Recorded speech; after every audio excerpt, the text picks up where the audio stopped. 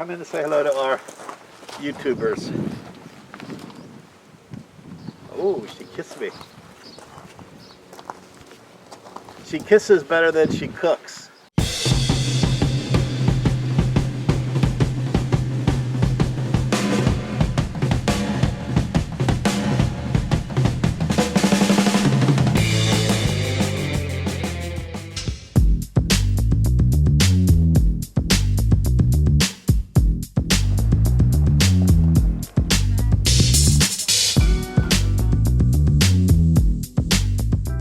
Well, I'm almost finished taking the old name off the whole boat. Yay! Yay.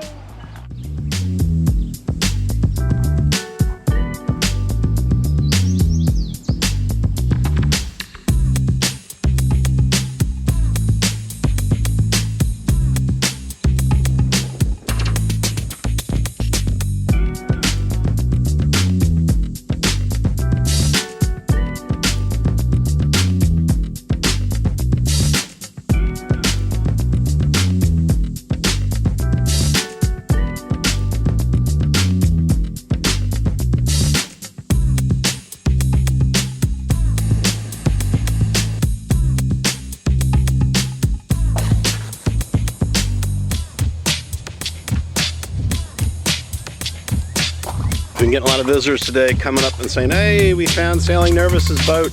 Amy, I think you're a YouTube celebrity. What's it feel like to be famous? It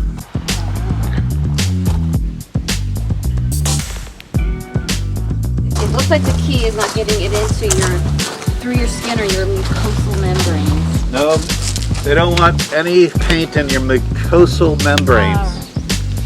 That's what my wife, the nurse, said. Watch out for the mucosal membranes. Sir, what's that? You look like a space person, like a NASA engineer. Come here. Come in and say hello to our YouTubers. Oh, she kissed me. She kisses better than she cooks. Do not take this as any way to do anything. This is not a expert channel where you learn how to do stuff. Don't follow what we're doing because we're just really winging it. There's a lot of other really good channels where they're like real marine type engineers and craftsmen, that type of thing, which I am not one of those. So just ignore what I'm doing. This is just for entertainment purposes only, right? Because what really should be done is the whole hull should be sandblasted to get all the paint, the blade of paint and the enamel, and just strip it right down, and then put layers of enamel to seal the hull, because this is an old boat. It hasn't been done. It's 31 years old, and so we're kind of doing a half-assed job, but it's better than nothing at all, right? And we'll check it again in a year or two or whatever and see what the bottom looks like then. So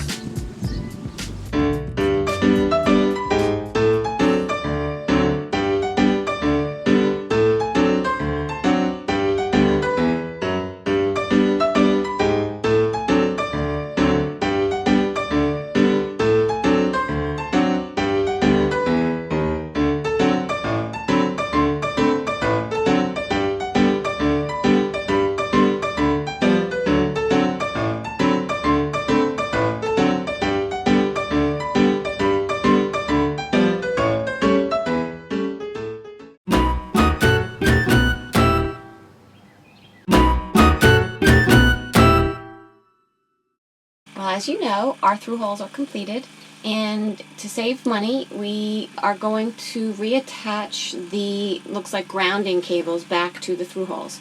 So there are 6 cables that we need to do the stripping to the end of the wire, attaching a ring terminal to the end, and then attaching it back to the thru-hull so that the items that were attached are reattached and grounded. That sounds easy, doesn't it? Until you get to the wiring in the boat. So, as part of the education process and as part of trying to get the task done, went through the 3 wires that are going to the thru-hull in the engine room, trying to determine, they're just black. There's no labeling on them whatsoever. And I took a little piece off the end so I could determine, the millimeters on the inside of the wiring, and to see, you know, what kind of end we're supposed to put on it. And did that with the other through hulls as well.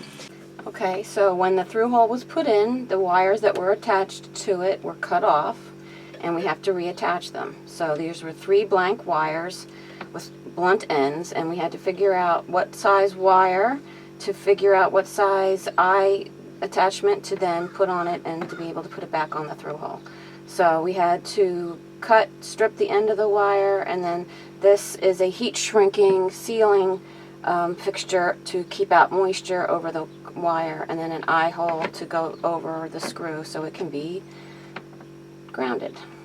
Thought that would be pretty simple, and then I go to the store, and it's not just simply about the size of the wire or the diameter of the wire, it's also the diameter of the screw that you're attaching it to the through hull, which I know that, and that was not a difficult issue, but then you have to match the two up. The problem is our wiring doesn't have any labeling, so it's sort of a guess as to what the diameter is, whether it's a 10, 12, 14 AWG. So then I'm looking up stuff in the Nigel Calder book related to the electrical wiring, and that's very helpful. So this is the through hull that's connected to the kitchen sink, and the wire that goes to this one was actually not very long, so it couldn't have too much wire to play around with. And it's underneath and in back of a sink, which had to be a contortionist to get back here, but we got it on, and just need to do the heat shrinking around the end terminal there. And this was the first place that I attempted to do this. So you had to measure, make sure that the opening for the eye is the same as the screw or fits over the screw.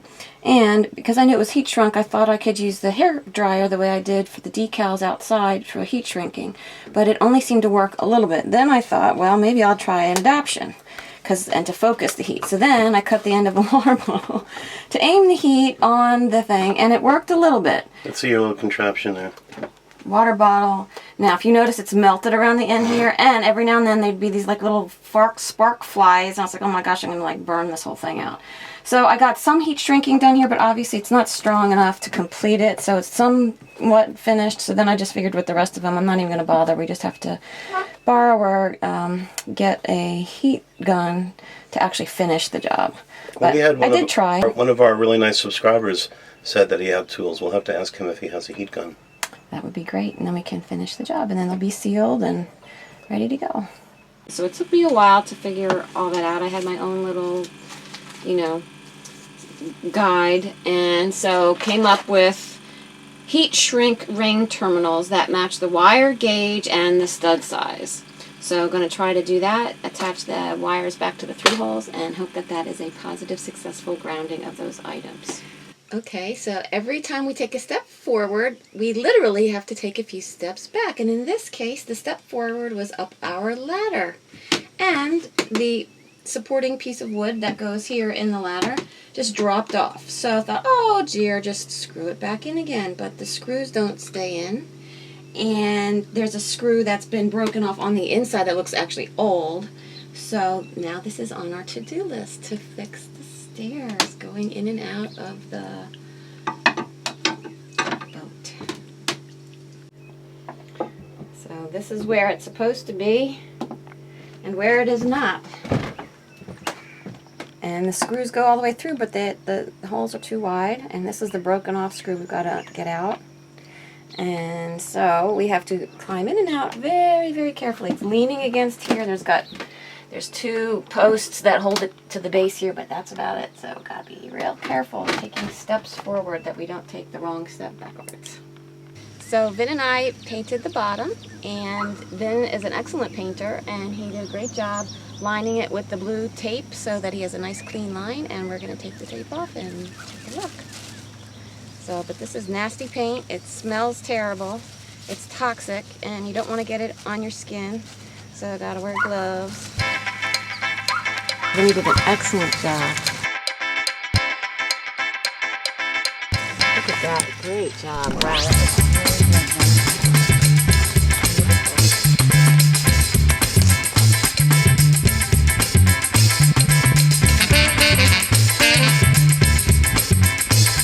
I'm taking nasty tape off my sticky gloves.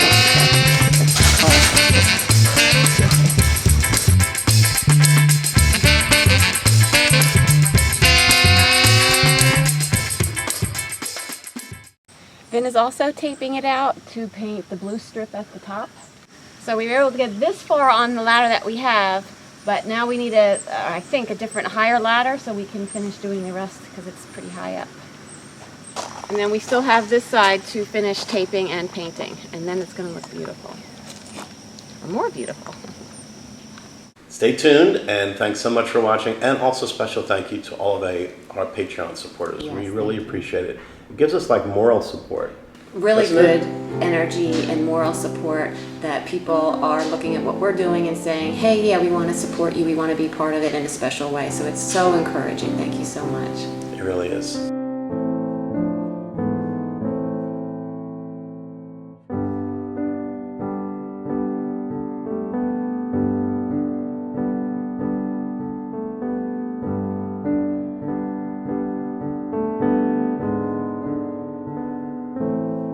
It looks like a dinghy now. And look at this bundle of wires just for all that. All right, Ben, let me look at your finger.